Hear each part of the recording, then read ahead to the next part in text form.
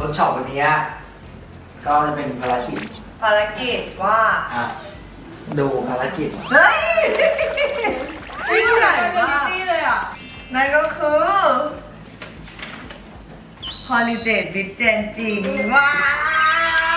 เดี๋ยวจะให้จับมาว่าจะทำอะไร แต่ว่าวันนี้คือพี่อยากเวิร์กช็อปว่าเป็นคู่รักกัน1 วัน แล้วก็ทำกิจกรรมด้วยกันละลายพฤติกรรมยังมีอะไรต้องละลายอยู่มันละลายเกินไปไงมันละลายเกินไปได้สิค่ะไหนมองหน้ากันสิวันนี้ต้องเป็นคู่รักนะไม่ใช่แจนจริงขำนี้ใช่ไหมขอโทษไม่เห็นเพิ่งเห็นอุ้ยได้มีมบ้าเลยขำอยู่ตรงนี้ใช่แล้วตัวเองขำเอาหน้าไปแปะนี่รอพื้นติดค่ะพูดพร้อมกันสิวันนี้ภารกิจคืออะไรHoliday with จันจริงเย้1 วันจะทำอะไรค่ะในนี้มีไปแบบญี่ปุ่นด้วยนะไอ้แจนกินแน่ชะตากรรมนี้อยู่กับพี่พี่เลือกให้ว่าเราจะต้องปาร์ตี้คริสต์มาสไหนดูสิโหแต่งตัวแบบรู้อ่ะในนี้มีอะไรบ้างมีอะไรบ้างลองจริงลองหยิบเผื่อจริงได้อะไรลองอันนี้ลองพ่อเจนหยิบไปแล้วแค่อันเดียวพอที่เหลือไม่ให้ดูละถ่ายแบบวัดอรุณเกือบแล้วยังนะวันนี้ร้อนด้วยไปถ้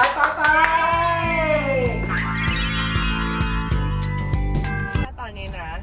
ก็ต้องนั่งจับมือแล้วป่ะ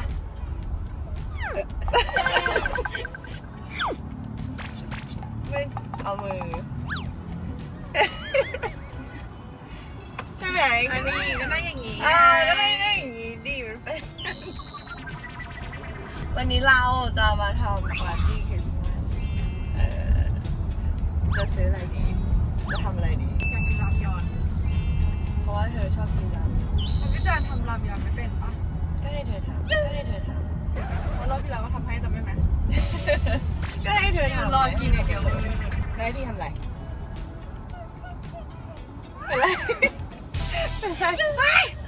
เป็นไรดูขับชอบวันนี้เราจะกินรามยอนกันรามยอนอย่างเดียวแล้วพี่จานอยากทำอะไรเพิ่มไหมก็ถ้าคริสต์มาสก็ต้องมีต้นคริสต์มาสเปล่าแล้วก็จะตกแต่งของต้นคริสต์มาสกันนะได้เลยเธอเคยแต่งต้นคริสต์มาสไหมยังไม่เคยเลยสักปี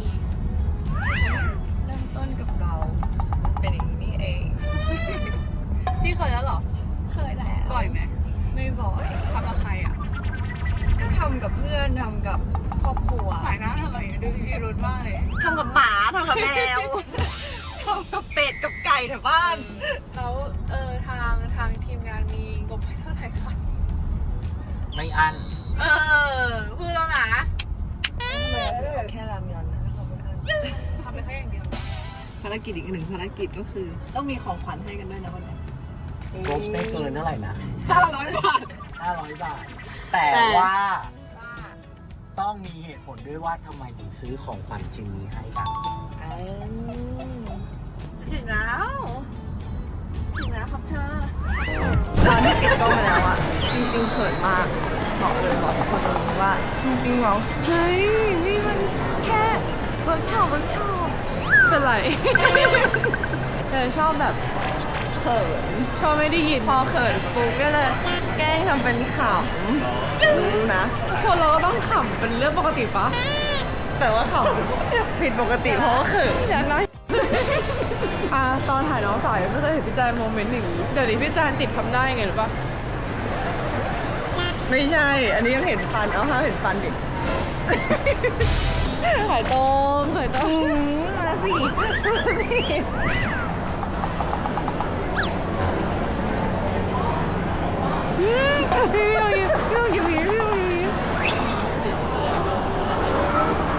น่ากลัวมากอันนี้คือของโปรดจริงๆอยู่นะคะเคยไปบ้านจริงๆแล้วจริงๆทำให้กินให้เลือกอีกทีนึงเอา5เลยนะน้ำแต่ว่าจะเป็นแบบยิ่งใหญ่พรีเมียมเพราะว่าเราเป็นเน้นเครื่องซื้อไข่ ซื้อไข่ไข่ต้มจะป้าเก็บตังค์ก่อน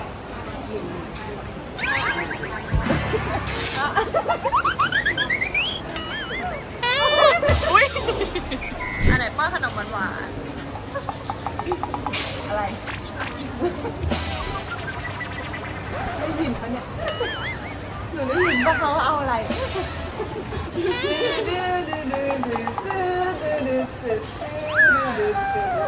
ตอนที่มันรู้จริงเหมือนหวานไงมันจะขึ้นซาวนี้มาเดี๋ยวเปิดซาวด้วยเดี๋ยวบิ้วน้องก่อนนึงเลิฟซาวนะคะ2 3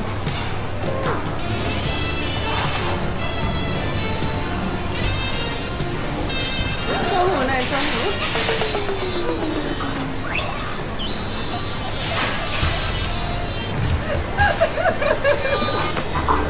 안녕하세요ทำไมอ่ะเขาชอบแบบนี้ใครชอบ ติดสองข้างสิพี่ เห็นไหมล่ะ จริงปะเนี่ย น่ารักงั้นเอาด้วยเธอก็ต้องติดด้วยเหมือนกันเนื้อน่ารักดีนะ ไม่ต้องเห็นหน้าแต่ว่าอะไรนะ ไฟต้องพันอันสุดท้ายหรือพันไปเลย แล้วเราก็เปิดไฟแล้วค่อยเอามาแต่งเพิ่มเราจะได้รู้ว่าอะไรตรงไหนยังไงดีไหม ก็ได้ อ่ะ เห็นไหมล่ะ เห็นอะไร รันต้องฟังไวได้เลยครับพี่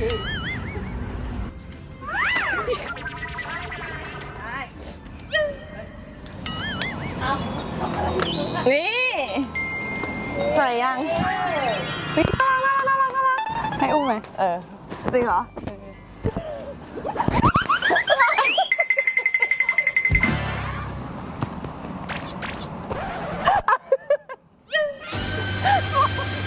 ใส่แว่นทำไมอ่ะ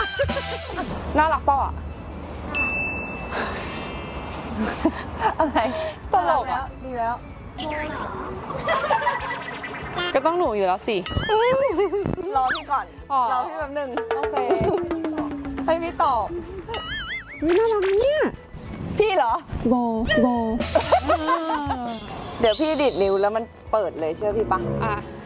แต่รอแป๊บหนึ่ง เอ้าไม่รออยากเอาตอนนี้เลยอะพี่เนี่ย แต่ต้องรอแป๊บหนึ่งมันต้องแบบ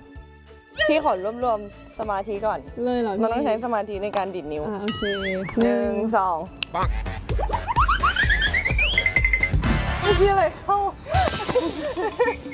หนูว่าแค่นี้พอแล้วน่ารัก ต้นไม้เหรอ พี่ พี่ทำไม พี่ตลก สวยแล้วนะเนี่ย พี่เหรอ แล้ว ต้นไม้เหรอ หนู